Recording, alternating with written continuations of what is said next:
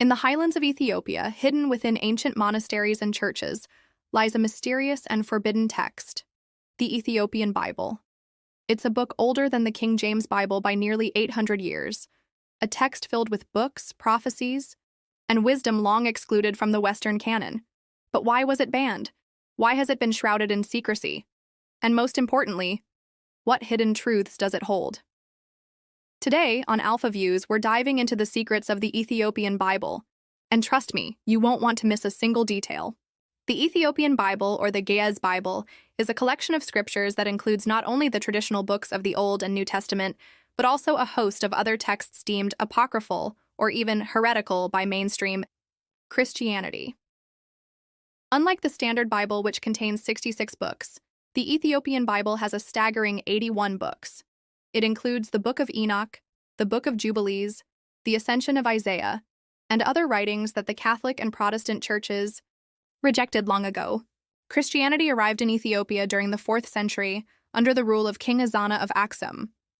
It quickly became the official religion, and Ethiopian scholars began translating biblical texts into Ge'ez, an ancient Semitic language still used in Ethiopian liturgy today. What's fascinating is that the Ethiopian Orthodox Church preserved many writings that were lost or banned by Western churches. Some say this was intentional, while others argue it was simply due to geographical isolation. But one thing is certain: Ethiopia kept its version of Christianity pure, unaltered by European influence. So what exactly is in the Ethiopian Bible that made it so controversial? Among its pages are the Book of Enoch, a text that delves deeply into angels, demons, and apocalyptic visions. This book was rejected by the Council of Laodicea in 364 AD for its vivid and unconventional content. Then there's the Book of Jubilees, which presents an alternate retelling of Genesis with extensive details about angels, cosmology, and divine law.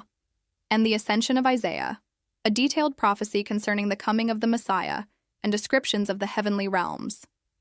These books were considered too esoteric, mystical, or theologically complex to fit the tightly controlled narrative of the early Roman Church. The exclusion of these books was not purely theological, it was political.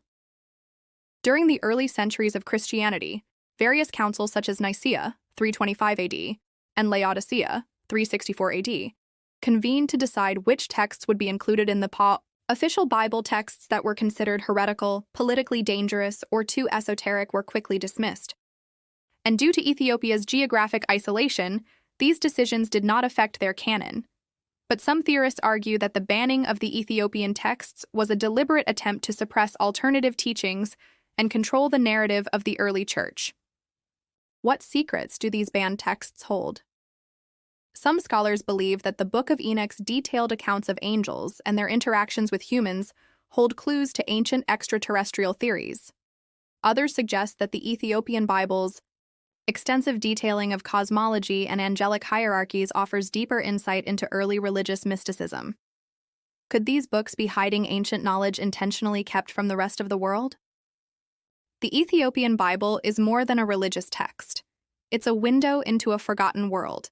A book filled with secrets, mysteries, and wisdom that has been kept from the rest of the world for centuries.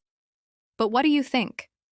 Was the banning of these texts a form of suppression, or simply a difference in religious interpretation? Leave your thoughts below, subscribe, and join me on Alphaviews for more incredible stories from our fascinating world.